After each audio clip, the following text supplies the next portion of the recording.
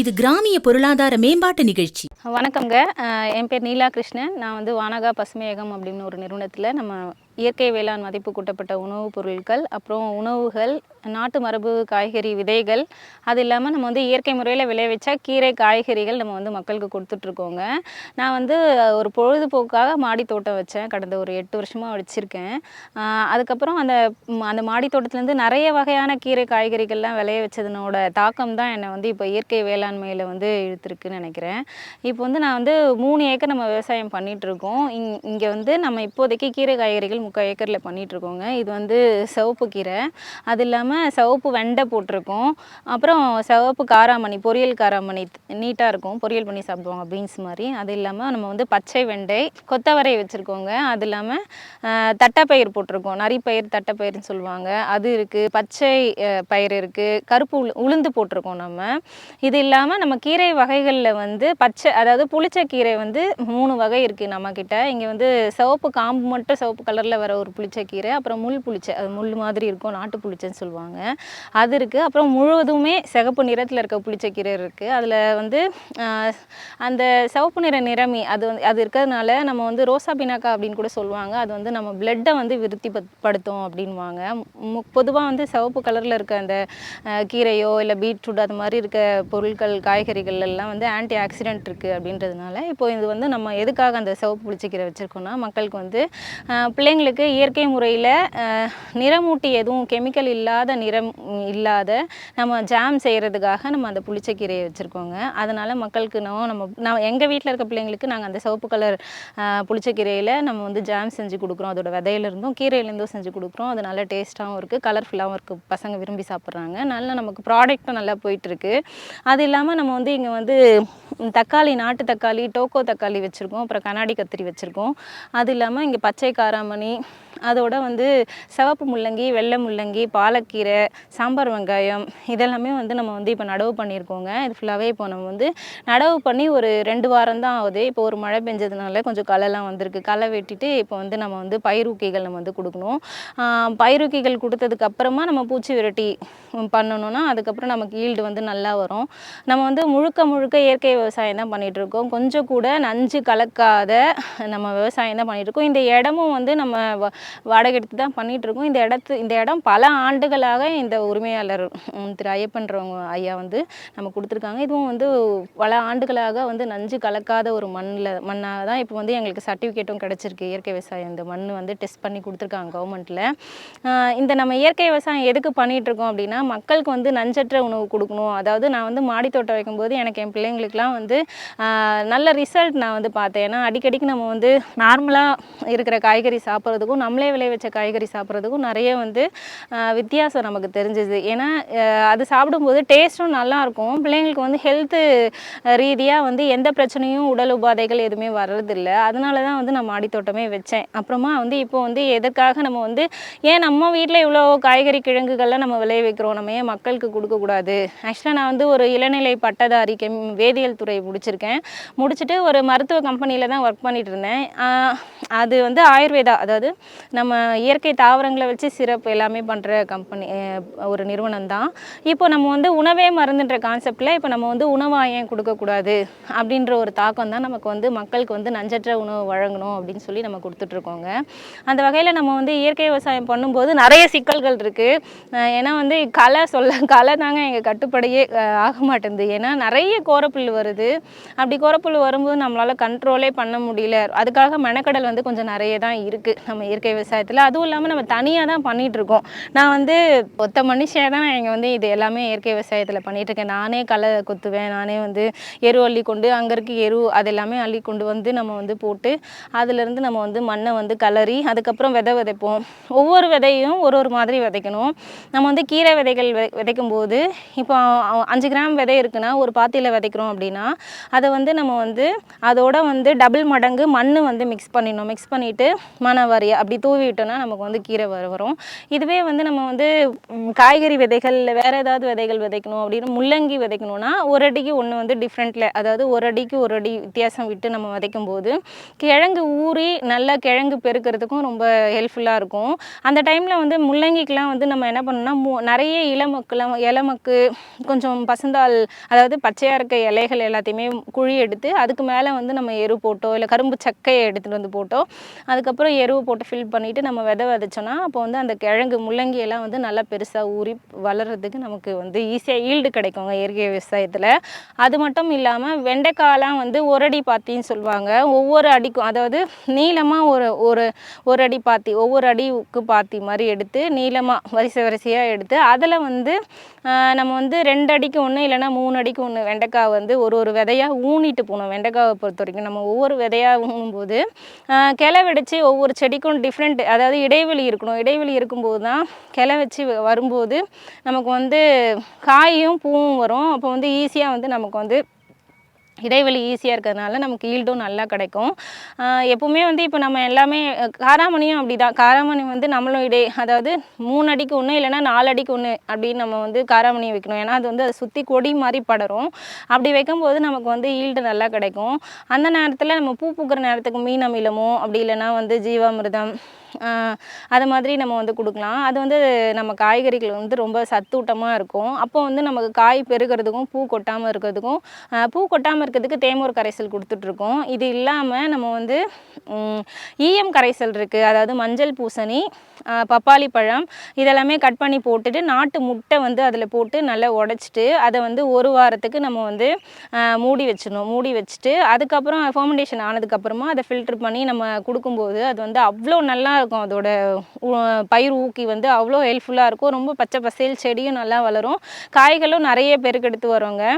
அதே மாதிரி நம்ம இங்கே வச்சுருக்கிறதுல தக்காளியெலாம் வந்து இங்கே வந்து டோக்கோ தக்காளி இருக்குது. டோக்கோ தக்காளிக்கு பூ வர நேரத்துக்கு நம்ம வந்து பூ வந்து கொட்டாமல் இருக்கிறதுக்கு தேமூர் கரைசல் கொடுக்குறோம். இது இல்லாமல் பூச்சி விரட்டின்னு சொல்லும்போது 5 இலை கரைசல் அது மாதிரி தாங்க கொடுக்குறோம். அதாவது ஆடு சாப்பிடாத மாடு கடிக்காத இலைகளாக பார்த்து தேர்வு பண்ணுறோம். அதாவது நொச்சி, ஆடாத்தொடை, எருக்கை இலை இதெல்லாம் வந்து நம்ம வந்து தனியாக வந்து எல்லாத்தையும் கட் பண்ணி போட்டு ஒரு 3 நாள் ஃபர்மெண்டேஷன் ஆனதுக்கப்புறமா அதை வந்து தெளிக்கும் போது பூச்சிகள் வந்து பெரிய அளவில் தாக்குறதில்ல. கீரைகளை பயிர் பண்ணி மக்களுக்கு நிறைய கொடுத்துட்ருக்கோம். அந்த வகையில் நம்ம வந்து தினம் அறுவடை, அதாவது வாரத்தில் தினமும் அறுக்கிற கீரைகள், தின அறுவடை கீரைகள் இருக்குது, வாரத்துக்கு ஒரு தடவை அறுவடை பண்ணுற கீரைகள் இருக்குது, அது இல்லாமல் மாதத்தில் அறுவடை பண்ணுற கீரைகள் அப்படின்னு நமக்கு வந்து கீரைகளை வந்து பலவிதமாக பிரிக்கலாம். அகத்தி வந்து இங்கே நம்ம லீஸ் பண்ணிகிட்ருக்கோன்றதுனால இப்போ அகத்தி வந்து 2-3 தடவை போட்டோம், மழையில் போயிடுச்சு. அப்புறம் செடி முருங்கை இப்போ தாங்க போட்டிருக்கோம். செடி முருங்கை, அகத்தி இதெல்லாமே வந்து மாத கணக்கில் இருக்கும். இந்த கீரைகள் நம்ம எப்போ வேணாலும் எடுத்துக்கலாம். புளிச்சக்கீரை வந்து நம்ம வந்து ஒரு 2 நாளைக்கு ஒரு தடவை, ஒரு வாரத்துக்கு ஒரு தடவை அது மாதிரி அறுத்து எடுக்கிற கீரைகளை நம்ம தேர்வு செய்வோம். அப்படி தேர்வு செய்யும்போது டெய்லி நமக்கு வருமானமும் கிடைக்கும். அரைக்கீரை, சிறுகீரை, முளைக்கீரை, பருப்புக்கீரை, பச்சை முளைக்கீரை, அப்புறம் பாலக்கீரை, இது மாதிரி இத்தனை வகையான கீரைகள் நம்ம விளைவிச்சு கொடுத்துட்ருக்கோம். இப்படி கொடுக்கும்போது இதெல்லாமே டெய்லி எடுத்துக்கலாம். இதில் பாலக்கீரை வந்து நம்ம அறுத்து எடுக்கிற கீரையாக இருக்கும். அது மாதிரி கீரைகளை நம்ம மக்களுக்கு அப்பப்போ மக்களுக்கு கொடுத்துக்கலாம். அது இல்லாமல் அரைக்கீரை, பச்சை முளைக்கீரைலாம் வேரோடவே எடுக்கிறதுனால நமக்கு என்ன ஆகும்னா அது வந்து நம்ம வந்து அப்பப்போ எடுத்துகிட்டு மண்ணை வந்து திரும்பியும் கொத்தி விட்டு திரும்பியும் நம்ம வந்து சரி பண்ணி நம்ம விதைச்சி விடுற மாதிரி இருக்கும். அப்படி பண்ணும்போது நமக்கு தினம் வருமானமும் கிடைக்கும். காய்கறிகள் போட்டிருக்கிறது வந்து எப்படின்னா, இப்போ நம்ம வந்து வெண்டைக்காய் எடுப்போம், அதுக்கு அடுத்து வந்து காராமணியும் கிடைக்கும். அது மாதிரி தேர்வு பண்ணி நம்ம விதைக்கும் போது வெண்டை, காராமணி, கத்திரிலாம் வந்து மணப்பயிர் சொல்லுவாங்க. ஏன்னா கத்திரி வந்து ஒரு 3 மாதத்துக்கு அப்புறமா தான் பூ எடுக்கும். ஆனால் ஒரு 6 to 8 மாதம் வரைக்குமே காய் காய்க்கிறாங்க. இப்போ நாட்டு ரகம்லாம் வந்து இப்போ என்கிட்ட மாடி தோட்டத்தில் 1 வருஷம் 3 வருஷத்துக்குலாம் காய் காய்க்கிற ரகங்கள்லாம் இருக்குது. அதெல்லாம் வந்து நல்லா வந்து ஈல்டு தரக்கூடிய, அதாவது ஈரோடு முள்கத்திரின்னு சொல்லுவாங்க, சேலம் முள்கத்திரி சொல்லுவாங்க, அந்த முள்கத்திரி, அப்புறம் வேலூர் முள்கத்திரி, இதெல்லாம் வந்து ஒரு 3 வருஷத்துக்கு நமக்கு ஈல்டு கொடுக்கும். இது இல்லாமல் நம்ம வந்து மானாவாரி பயிரும் போட்டிருக்கோங்க. இந்த பச்சை பயிறு, அதோட உளுந்து, அப்புறம் நான் தட்டைப்பயிறுன்னு சொல்கிறேன், தட்டைப்பயிறுன்னு சொல்லுவாங்க, அதாவது பார்க்குறதுக்கு செடி காராமணி, இது எல்லாமே போட்டிருக்கோம். இது வந்து 6 மாதத்துக்கு நம்ம வந்து 3 to 4 மாதத்தில் வந்து அறுவடை பண்ணி எடுத்துகிட்டு அந்த இடத்த வந்து நம்ம வந்து மானாவாரி, அதுக்கு மட்டும் நம்ம வந்து அடிக்கடிக்கு நீர் பாய்ச்ச வேண்டிய அவசியம் இருக்காது. நம்ம மானாவாரி விதைப்பு முறையில் தான் நம்ம பண்ணியிருக்கோம். இது மானாவாரி பயிராகவும் வந்து நம்ம வந்து வச்சுருக்கோங்க.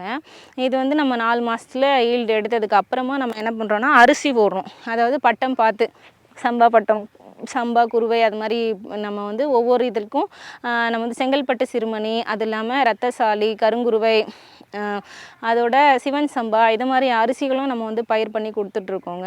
இப்படி பயிர் பண்ணி கொடுக்கும்போது நம்ம வந்து மக்களுக்கு வந்து நஞ்சில்லாத உணவுகள் கொடுக்குறோன்ற ஒரு திருப்தி கிடைக்குது. இது இல்லாமல் நம்ம உணவுகளாகவும் நம்மளோட இயற்கை சந்தைகள் நடக்குதுங்க.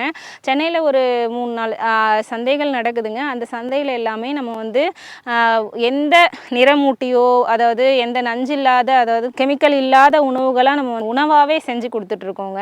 நம்ம வானகா பசுமை, என்னோட பிராண்ட் வந்து வானகா பசுமையகம். நம்ம வானகா பசுமையகத்தில் நம்மளே விளைய வச்ச கீரை காய்கறிகள் அதை மக்களுக்கு கொடுக்குறோம். அது போக நம்ம வந்து மதிப்பு கூட்டப்பட்ட உணவுப் பொருட்கள், அதாவது கீரைகள்லேருந்து எடுத்த பொடிகள், அன்னப்பொடி, இட்லி, தோசை, சாதத்தில் தொட்டு சாப்பிட்ற பொடிகள், அப்புறம் மஞ்சள் வந்து லாஸ்ட் டைம் போட்டிருந்தோம். மஞ்சள்லேருந்து ஊறுகாய் பண்ணி கொடுத்துட்ருந்தோங்க. அது வந்து நல்ல வரவேற்பு நமக்கு வந்து கிடச்சிருக்கு. மஞ்சள் வந்து எதுக்காக நம்ம உணவில் சாப்பிட்றோன்னா, அப்படி யாருமே சாப்பிட்றதில்ல. எப்படி சாப்பிட்ணுன்னே மக்களுக்கு தெரிய மாட்டேங்குது. குடலில் தங்கியிருக்க நீண்ட நாள் அழுக்குகள், கழிவுகளை வந்து குடலில் தங்கியிருக்கும். அந்த கழிவுகளில் வெளியேற்றுறதுக்கு வந்து மஞ்சள் வந்து ரொம்ப ஹெல்ப்ஃபுல்லாக இருக்கும். நம்ம தினமும் ஒரு துண்டு, அதாவது நிறைய மஞ்சள் எடுத்துக்கக்கூடாது. நம்மளுக்கு ஒரு 5 கிராம், அதாவது ஒரு துண்டில் ஒரு இன்ச்சு மஞ்சள் சாப்பிட்றது பெரிய விஷயம். ஏன்னா தினமும் சாப்பிட்டோன்னா நம்ம உடம்பு வந்து ஆரோக்கியமாக இருக்கும். நம்ம குடலில் இருக்க கழிவுகளை வெளியேற்றது இல்லாமல் நம்ம உடம்புல இதயத்தில் இருக்க, அதாவது இது நம்ம கழிவுகளை வெளியேற்றினாலே ரத்தத்தில் இருக்க இம்ப்யூரிட்டிஸும் வெளியேறும்போது நமக்கு இதயத்தை வந்து வலுவாக்குறதுக்கு மஞ்சள் வந்து ஹெல்ப்ஃபுல்லாக இருக்குங்க. இதயத்தை வலுப்படுத்தும் மஞ்சள். அதனால் இதை வந்து நம்ம அப்படியே ஊறுகாய் மாதிரி செஞ்சு மக்களுக்கு கொடுத்துருக்கோம். மாயிஞ்சி வந்து மாங்காய் இஞ்சி சொல்லுவாங்க. மாங்காய் வாசனை இருக்கக்கூடிய ஒரு வகை இஞ்சி. அந்த இஞ்சியும் நம்ம லாஸ்ட் டைம் பயிர் பண்ணியிருந்தோங்க. அதுவும் மக்களுக்கு கொடுத்துட்ருக்கோம். மாங்காய் இஞ்சியில் ஊறுகாய் கொடுக்குறோம், அப்படியே மாங்காய் இஞ்சியாகவும் கொடுக்குறோம், விதை இஞ்சியாகவும் கொடுத்துட்ருக்கோங்க. தேவைப்படுறவங்க நம்ம வானகா பசுமையகத்தானி இந்த விதைகள், கிழங்கு வகைகள்லாம் பெற்றுக்கொள்ளலாம். இது இல்லாத நம்ம வந்து மதிப்பு கூட்டப்பட்ட உணவுப் பொருட்களில் மூலிகை தேநீர் வந்து நம்ம கொடுத்துட்ருக்கோங்க. அதாவது லெமன் கிராஸ் சொல்கிற வசந்த புல், அப்புறம் முருங்கை இலை, அதோட வந்து சுக்குமல்லி தேநீர், ஆவாரம்பூல தேநீர் கொடுக்குறோம், சங்குப்பூ தேநீர் பொடி ரெடி பண்ணி கொடுக்குறோம், செம்பருத்தி தேநீர் பொடி, இப்போ வந்து புதுசாக அருகம்புல்ல தேநீர் பொடி வந்து நம்ம ரெடி பண்ணி கொடுக்குறோங்க. ஏன்னா நிறைய பேருக்கு ஸ்கின் டிசீஸ்லாம் இருக்குது. அதுவும் இல்லாமல் பிளட்டில் நிறைய இம்ப்யூரிட்டிஸ் இருக்கிறதுனால இந்த அருகம்புல் வந்து நம்ம பிளட்டில் இருக்க இம்ப்யூரிட்டிஸ் எல்லாமே எடுத்துரும். அதுக்காக நம்ம அருகம்புல் வந்து கொடுக்குறோம். அதுவும் நிறைய பேர் வந்து ஒபிசிட்டினால ரொம்ப கஷ்டப்படுறாங்க. அவங்களுக்கு வந்து அந்த தொப்பையை குறைக்கவும் உடல் எடையை குறைக்கிறதுக்கும் அருகம்புல் வந்து ரொம்ப ஹெல்ப்ஃபுல்லாக இருக்குங்க. அதுக்காக நம்ம வந்து அதில் தேநீர் பொடி ரெடி பண்ணி கொடுத்துட்ருக்கோங்க. தேநீர் பொடிகள் ஒரு 10 வகையான தேநீர் பொடிகள், சாதப்பொடி, இட்லி பொடி வந்து 40க்கும் மேற்பட்ட கீரைகளை வச்சு நம்ம வந்து கொடுத்துட்ருக்கோம். அது இல்லாமல் தொக்கு வகைகள் வந்து ஒரு 18 வகையான தொக்கு வகைகள், மாங்காய் ஊறுகாய், நார்த்தங்காய் ஊறுகாய், தக்காளி தொக்கு, அதோட மாயிஞ்சி தொக்கு, மஞ்சள் ஊறுகாய், இது மாதிரி, அப்புறம் வாழைப்பூவில் தொக்கு பண்ணி கொடுத்துட்ருக்கோம். இது இல்லாமல் வல்லாரை தொக்கு, புளிச்சக்கீரை தொக்கு, இது மாதிரி ஒரு 18 வகையான தொக்குகள் வந்து நம்ம செஞ்சு கொடுத்துட்ருக்கோங்க நம்ம வானகா பசுமையகத்தில்.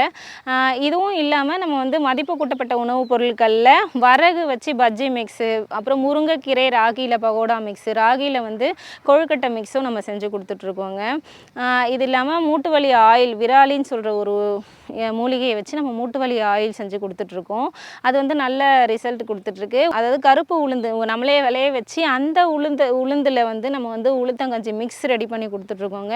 அது நல்ல வரவேற்பு வந்துட்டுருக்கு. உளுந்தங்கஞ்சி நேச்சுரலாகவே அதில் வந்து கொலாஜன் நிறைய இருக்குது. ஏன்னா நம்ம அதிகப்படியான ப்ரோட்டீன் இப்போ இருக்கிற ட்ரெண்டிங்லே எல்லோரும் ப்ரோட்டீன் சொல்லிட்டு எதையோ வாங்கி சாப்பிட்றோம். ப்ரோட்டீன் பவுடர் சாப்பிட்றோம், அதிகம் மாமிசங்கள், அப்புறம் என்னென்னமோ சாப்பிட்றோம் ப்ரோட்டீனுக்காக. ஆனால் இயற்கையாக நேச்சுரலாக நம்ம கிடைக்கிற இந்த கருப்பு உளுந்தில் எவ்வளோ அதிகப்படியான ப்ரோட்டீன் இருக்குது. ப்ரோட்டீன் மட்டும் இல்லை, நம்ம உயிர் வாழக்கூடிய உயிராற்றல் கொண்ட கொலாஜன் இருக்குது.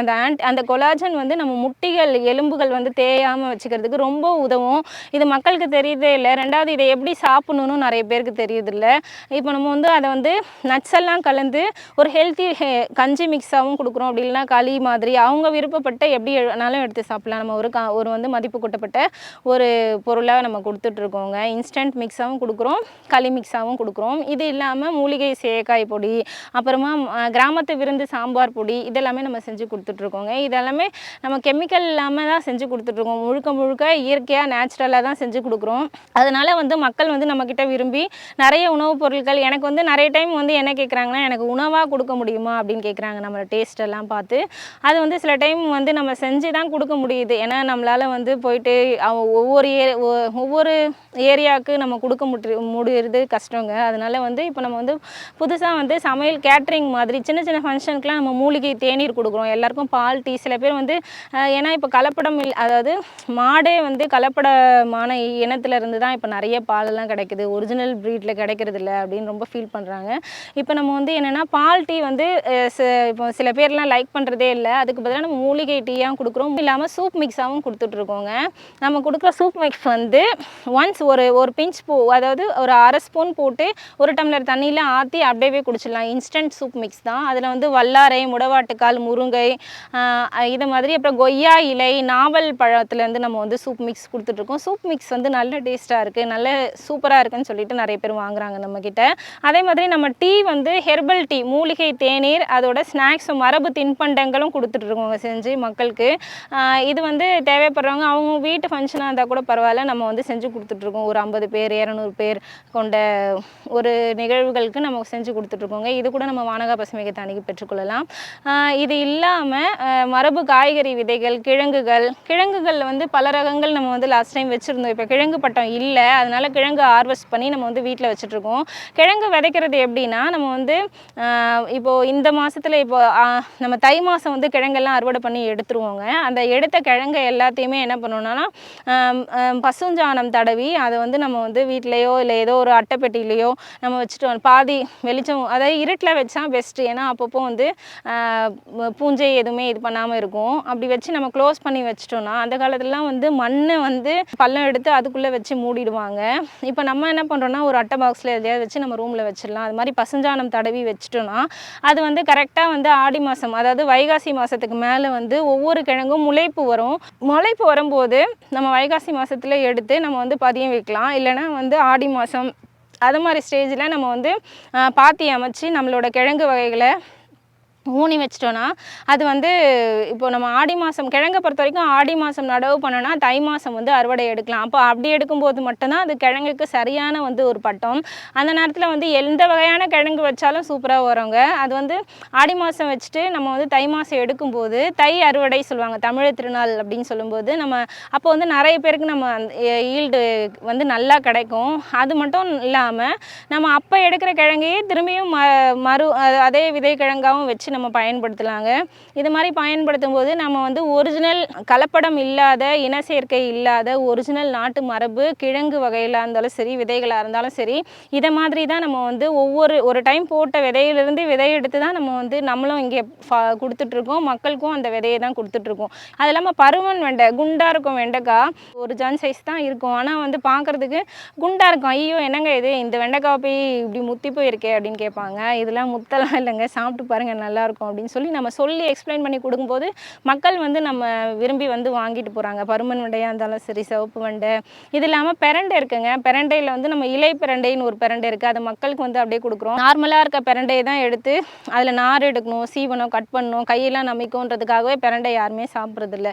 ஏன்னா பிரண்டையெல்லாம் சாப்பிட்டா நமக்கு மூட்டு வலிலாம் அவ்வளோவா வரவே வராது. இப்போ முன்னாடிலாம் நம்ம தாத்தா பாட்டிங்கெல்லாம் வேலியில் ஓடையில் ஓரத்தில் கிடக்கிற இலை தழைகள்லாம் வந்து பறித்து போட்டு போய் அவங்க வந்து கீரையாக சமைச்சாங்க. ரெண்டாவது அந்த பிரண்டையெல்லாம் எடுத்துகிட்டு போய் துவையில் அரைச்சி சாப்பிட்டாங்க. அதனால தான் அவங்க திடகாத்திரமாகவும் 100 வயசானாலும் ரொம்ப ஆரோக்கியமாகவும் இருந்தாங்க. இப்போ நம்ம என்ன தான் பார்த்து செஞ்சு சாப்பிட்டாலும் நமக்கு வந்து நலம், நம்மளோட ஹெல்த் பிரச்சனையும் வருது. அதுவும் இல்லாமல் நம்மளோட பிள்ளைங்க வந்து அதை சாப்பிட்றதே இல்லை. அதுதான் பெரிய விஷயமே. எதுக்காக நம்ம இது மாதிரி பார்த்து செய்கிறோம் அப்படின்னா, அப்போ அதை நம்ம செஞ்சு கொடுத்து டேஸ்ட்டாக கொடுத்தா கூட அதை கலரை பார்க்குறாங்க பசங்க, அப்படி இல்லைன்னா டேஸ்ட்டை பார்க்குறாங்க. அதுவும் எங்கள் வீட்லேயுமே நம்ம வந்து செஞ்சு கொடுத்தாலுமே இதை டேஸ்ட் எப்படி இருக்குது பாரு நம்ம வாயில் வச்சு அவங்களுக்கு ஊட்டி விட்டால் தான் அதுக்கப்புறமா தான் சாப்பிடுவாங்க பிள்ளைங்க. அதனால் நம்ம பிள்ளைங்களுக்கு நம்ம நல்ல உணவை வந்து கொடுக்கணும். அதை வந்து நஞ்சில்லாத உணவாக கொடுக்கணும். நம்ம வந்து கூடிய மட்டும் நம்மளே விளைய வச்சு சாப்பிட்றது, தற்சார்பு வாழ்க்கை முறை வாழ்வது ரொம்ப நல்லது. சென்னையில் எப்படிங்க தற்சார்பு போய் வாழ்கிறது அப்படின்னு நீங்கள் கேட்கலாம். நம்ம வந்து இப்படி தான் வந்து ஏக்கர் கணக்கில் நம்ம வந்து விவசாயம் பண்ணணும் அப்படிலாம் ஒரு பெரிய விஷயமே இல்லைங்க. அவங்கவுங்க வீட்டில் சின்ன சின்ன தொட்டி இருக்கும், சின்ன சின்ன பால்கனி இருக்கும். அதில் வந்து ஒரு உடஞ்ச பக்கெட்டோ இல்லை தொட்டியோ இல்லை சின்ன சின்ன டப்பா கூட இருக்கலாம். அதிலலாம் வந்து ஒரு புதினா வைக்கலாம், ஒரு கொத்தமல்லி வைக்கலாம், இல்லைன்னா அந்த பசலைக்கீரை குச்சி ஒன்று எடுத்து வைக்கலாம். அதுலேருந்து நிறைய வந்து வரும். அதை வந்து 4 கீரையை பறித்து போட்டு நம்ம வந்து பசங்களுக்கு கடைஞ்சி கொடுக்கலாம். அப்படி செய்யும்போது அதில் ஃபோலிக் ஆசிட் கண்டென்ட் அவ்வளோ இருக்குது. நம்ம பிள்ளைங்களும் நல்ல சத்தான காய்கறி சாப்பிடலாம். ஏன்னா தினம் அதாவது இப்போ கீரைகளில் தான் தினமும் இப்போ நிறைய பூச்சிக்கொல்லி மருந்து அடிக்கிறாங்க. ஏன்னா இப்போ நம்ம இயற்கை முறையில் விளைய வச்சுருக்கோம் கீரைகள், எவ்வளோ கீரைகள் வந்திருக்கு நீங்களே பாருங்கள். ஆனால் அதில் பாதி களை தான் வருது. ஏன்னா இயற்கை முறையில் விளைய வைக்கிறோம், அவ்வளோ மெனக்கடல் பண்ணுறோம். இருந்தாலும் நம்ம பூச்சிகள் வந்து சீக்கிரமாக சாப்பிட்டு போயிடும். ஏன்னா அதுக்கு அந்த டேஸ்ட்டு பிடிச்சிருக்கு. பூச்சிகளுக்கே அந்த டேஸ்ட்டு பிடிக்கும்போது மக்கள் நம்ம அதை எடுத்து மக்களுக்கு அனுப்புறதுக்குள்ளே, ஹார்வெஸ்ட் பண்ணி அனுப்புறதுக்குள்ளே நம்மளுக்கு அப்பாடான்னு ஆகிடும். அதுக்குள்ளே முன்னே களை வந்து மண்டி களை மூழ்கிடும் நம்மளோட கீரையை. அப்படி இல்லைன்னா பூச்சிகள் வந்து சாப்பிட்டு இலையெல்லாம் ஓட்ட போட்டுரும். நம்ம மக்களுக்கு தெரிஞ்ச வரைக்கும் கீரையா பலன்னு இருக்கணும் அப்படி தான் நினைப்பாங்களே தவிர்த்து அது டேஸ்ட்டாக இருக்கா, இயற்கையான முறையில் விளைய வச்சுருக்கோமா அப்படின்னு யாருமே நினைக்கிறது இல்லை. எல்லாரும் இல்லை, நான் சொல்கிறேன் ஒரு 100க்கு ஒரு 30 பேர் வேணால் அப்படி யோசிக்கலாம். ஆனால் மோஸ்ட் ஆஃப் பீப்புள் இப்படி தாங்க வந்து ஃபீல் பண்ணுறாங்க. எனக்கு பார்க்க பலன்னு இருக்கணும் அப்படி தான் நினைக்கிறாங்களே தவிர்த்து அவங்க வந்து அது நல்லா இருக்கா நல்லா இல்லையா அப்படிலாம் அவங்க வந்து, அதாவது நியூட்ரிஷன் வைஸ் வந்து அது நல்லா இருக்கா அப்படின்ற மாதிரி யாருமே வந்து அவங்க வந்து ஃபீல் பண்ணுறதில்ல. அதை வந்து அவங்க புரிஞ்சுக்கிறதும் இல்லை. நம்ம வந்து எதுக்காக நம்ம இது இவ்வளோ மெனக்கெடல் பண்ணுறோம், சில டைம் வந்து நம்ம இவ்வளோ மெனக்கெடல் பண்ணுறோமே மக்களுக்கு இது போய் சேருதா அப்படின்னு நம்ம வந்து சில டைம் நமக்கே ஒரு கேள்விக்குறியாக இருக்கும். அப்படி இருக்கும்போது நம்மளை நாமே சமாதானப்படுத்திக்கிறது தான் நல்லது. ஏன்னா நம்ம ஆரோக்கியமாக இருக்கோமா அதை பார்த்து அவங்க வந்து சில டைம் உணவாக கொடுக்கும்போது அப்போ வந்து நிறைய பேர் ஃபீல் பண்ணுவாங்க, மேடம் நீங்கள் கொடுத்த சாப்பாடு டேஸ்ட்டாக இருந்தது மேடம் நீங்கள் கொடுத்த துவையல் நல்லாயிருக்கு மேடம் நீங்கள் எங்களுக்கு ஃபங்க்ஷனுக்கு செஞ்சு தரீங்களா அப்படின்னு நம்ம சாப்பாடை சாப்பிட்டவங்க கேட்கும்போது நமக்கு ஒரு பெரிய திருப்தி இருக்குது. அதுவே நம்மளை அடுத்த கட்டத்துக்கு கொண்டு சேர்க்கறதுக்கு ஒரு முன் உதாரணமாகவும் இருக்குது. இந்த துறையில் நம்ம வந்து இப்படி தான் இருக்கணும், ஐயோ நம்ம இவ்வளோலாம் செய்கிறோமே, இவ்வளோ கடின உழைப்பு பண்ணுறோமே, மக்களுக்கு இது போய் சேருதா. சில பேர் வந்து என்னங்க இதை போய் 40 ரூபா சொல்கிறீங்க, நாங்கள் வெளியில் 20 ரூபாக்கே கீரை கட்டு வாங்கிப்போம், நீங்கள் 30 ரூபாய்க்கு சொல்கிறீங்க அப்படின்வாங்க. நம்ம வந்து 30 ரூபாய்க்கு கீரை கொடுத்துட்ருக்கோன்னா அதில் எவ்வளோ மெனக்கடல் பண்ணுறோன்றது யாருக்குமே அவ்வளோவா புரியறது இல்லைங்க. ஆனால் டேஸ்ட்டு சாப்பிட்டு பார்த்தவங்களுக்கு நிச்சயமாக அதை உணர்ந்து நம்மகிட்டே வந்து வாங்குறாங்க. நம்ம நாட்டு வல்லாரையும் வச்சுருக்கோம். இப்போ மார்க்கெட்டில் கிடைக்கிறதுலாம் வந்து பென்னிராட் சொல்கிற ஒரு ஷைனிங்கான ஒரு ஒரு வகையான குரோட்டன்ஸ் தான். அந்த பென்னிராட்டை தான் இப்போ எல்லா இடத்துலையும் வல்லாரைன்னு சொல்லி விற்கிறாங்கங்க. அது இல்லாத நம்ம வந்து நாட்டு வல்லாரைனாலே அதை திருப்பி பார்த்தோன்னா ஃபுல்லாக நரம்பு இருக்கணும், ஷைனிங்காக பலன்னு இருக்கக்கூடாது, நார்மல் இலை மாதிரி இருக்கணும். அப்படி இருக்க வல்லாரை தான் நாட்டு வல்லாரை. நம்ம மூளையில் இருக்க எப்படி நியூரான் செல்கள் நிறைய இருக்கோ அதே மாதிரி அந்த வல்லாரை பின்னாடியும் வந்து நிறைய நரம்புகள் இருக்கும். அந்த வல்லாரையை எடுத்து நம்ம இப்போ துவையலோ பசங்களுக்கு துவையல் அரைச்சி கொடுக்கலாம். சில பேருக்கு வல்லாரையை சமைக்கவே தெரிலன்றாங்க, அவங்களுக்கு நம்ம சாத பொடியாகவும் கொடுக்குறோம். இது இல்லாமல் வல்லாரையில் கூட்டு பண்ணி கொடுக்கலாங்க. அப்படி கொடுக்கும்போது பசங்களுக்கு நினைவாற்றல் வந்து ஜாஸ்தியாகும். அதுவும் இல்லாமல் பிள்ளைங்களுக்கு வந்து ஞாபக சக்தி இருந்தாலே நல்லா படிப்பாங்க, சுறுசுறுப்பாக இருப்பாங்க. அந்த வல்லாரை எடுத்து நம்ம வந்து பல்பொடியில் கூட போட்டு, அதாவது இயற்கையான பல்பொடி யூஸ் பண்ணுறவங்க போட்டு அதை வந்து ஃப்ரெஷ்ஷான அது இப்போ வல்லாரை செடியாக வச்சுருந்திங்கன்னா அதை வந்து 2 இலையை கிள்ளி பல்லில் போட்டு நல்லா தேய்ச்சாலே நம்ம பல்லில் இருக்க கரையெல்லாம் போயிடும். ஏன்னா அதில் இருக்க அந்த ஃப்ளூரைட்னு ஒரு கண்டென்ட் இருக்குது. அது வந்து நம்ம பல்லை வெள்ளையாக்குறதுக்கு ரொம்ப ஹெல்ப்ஃபுல்லாக இருக்கும். நம்மளை சுற்றி இருக்கிறவங்க நம்ம குடும்பத்தை வந்து சந்தோஷமாக நோய் இல்லாத நல்ல ஃபேமிலியாக நோய் நொடி இல்லாமல் ஆரோக்கியமான சந்தோஷமான ஒரு வாழ்க்கையை வாழணும் அப்படின்னா அவங்கவுங்க ஒரு தற்சார்புனா வந்து அவங்களால முடிஞ்ச ஏதோ ஒரு பொருளை விளைய வச்சு, இப்போ நிறைய பேர் மக்கள் வந்து மாடித்தோட்டம் வீட்டு தோட்டம் நிறைய வந்து அதுக்கு ஆர்வமும் காட்டுறாங்க. அதே மாதிரி அந்த ஆர்வம் காட்டுறதோடு இல்லாமல் என்னால் வந்து விளைவிக்க முடியும் அப்படின்னு தெரிஞ்சு நிறைய பேர் விளைவிக்கிறாங்க. அதெல்லாம் வரவேற்கத்தக்கது தான். எந்த அளவுக்கு அவங்க விளைவிச்சதை அவங்க சாப்பிட்றாங்கன்றது கேள்விக்குறி தான். ஏன்னா சில பேர்லாம் வந்து அதை பார்க்குறதோட சரி அதோடவே விட்டுருவாங்க. யாருமே அதை பறித்து என்னோட சமையலில் நான் இதை யூஸ் பண்ணேன், அது டேஸ்ட்டாக இருந்தது, நான் அனுபவிக்கிறதும் இல்லை, அதோட பலனும் வந்து அவங்க அனுபவித்து முழுசாக பயன்படுத்துகிறாங்களான்றதே கேள்விக்குறி தாங்க. நான் என்ன சொல்ல வரேன்னா, ஒவ்வொருத்தரும் இது மாதிரி நஞ்சில்லாத ஒரு வாழ்க்கையை வாழ்கிறதுக்கும் ஒரு நோயற்ற வாழ்கிறதுக்கும் நம்ம வந்து தற்சார்பு வாழ்க்கை முறை வந்து பெஸ்ட்டு நான் சொல்கிறேன். அதுவும் இல்லாமல் நம்மளோட இதை மாதிரி இயற்கை விவசாயிகளை வந்து ஊக்குவிக்கிறதுனால நம்ம நியரில் இருக்க ஒரு வேளாண்மை பண்ணுறவங்க கிட்டேருந்து பொருட்கள் வாங்குகிறாங்களோ இல்லை வந்து நமக்கு தெரிஞ்சவங்க கிட்டேருந்து பொருட்கள் வாங்கும்போது அவங்களுக்கும் ஒரு நம்ம இவ்வளோ கஷ்டப்படுறோம், இந்த ஏற்றுமதி பிரச்சனைலாம் இல்லாமல் கொஞ்சம் கம்மியான விலையில் கொடுக்கறதுக்கு ரொம்ப ஹெல்ப்ஃபுல்லாக இருக்கும். ஏன்னா அவங்களும் வந்து இப்போது ஒரு விவசாயி நான் இங்கே விளைவிக்கிறேன்னா எனக்கு வீடு வந்து 30 கிலோமீட்டர், நான் 30 கிலோமீட்டர் தாண்டி வந்து தான் நான் வந்து இந்த விவசாய இடத்துல, ஏன்னா சென்னையில் விவசாய நிலமே கிடைக்காது, அதை தாண்டி வந்து தான் நான் வந்து விவசாயம் பார்த்து நான் வந்து விளைவிச்சு தரேன். இப்போ வந்து என்னோட போகிற டிஸ்டன்ஸ், நான் வீட்டுக்கு போகிற டிஸ்டன்ஸில் இருக்கிற பீப்புள்ஸ் வந்து என்னோட இந்த பொருட்களை வாங்கிட்டாங்கன்னா எனக்கு வந்து அந்த அதை டிரான்ஸ்போர்ட்டிங் செலவு கம்மியாகும். அப்போ எனக்கும் வந்து நான் அதிகப்படியான விலை வந்து நான் கொடுக்கணும்னு அவசியம் இல்லை. நான் வந்து போகிற வழியிலே எல்லாத்தையுமே 20 ரூபாய்க்கோ 30 ரூபாய்க்கோ அது மாதிரி கொடுக்கலாம். அது மாதிரி ஒவ்வொரு விவசாயியை ஊக்குவிக்கிறது மூலயமா வந்து விவசாயிகளும் ஒரு நல்ல நிலைமையில் இருப்பாங்க. அவங்களும் வந்து ஒரு நல்ல ரொம்ப அதிகப்படியான விலை இல்லாமல் மீடியம், அதாவது நார்மலான எல்லாரும் வாங்க வேண்டிய விலைகளில் கொடுப்பாங்கங்க. அது வந்து அவங்களோட ஒவ்வொருத்தவங்களோட வந்து சூழ்நிலை தான். இது வந்து ஏன் ஒரு சில விவசாயிகள்லாம் ஜாஸ்தியாக வந்து விளைவிக்கிறாங்க, ஒரு சில விவசாயிகள் ஏன் கம்மியாக விளைவிக்கிறாங்க அப்படின்னா, அது வந்து அவங்க கொண்டு போகிற தூரம், அவங்க எவ்வளோ வந்து இன்புட் எடுக்கிறாங்க, எத்தனை பேரை கூலி வச்சு பண்ணுறாங்க, இதெல்லாமே நம்ம வந்து கருத்தில் கொண்டு நம்ம செயல்படணுங்க. அது மாதிரி செயல்பட்டாலே இயற்கை விவசாயமும் வளரும், நம்மளோட உடல் நலம், ஆரோக்கியம் எல்லாமே வளரும்ன்றங்க. நன்றி.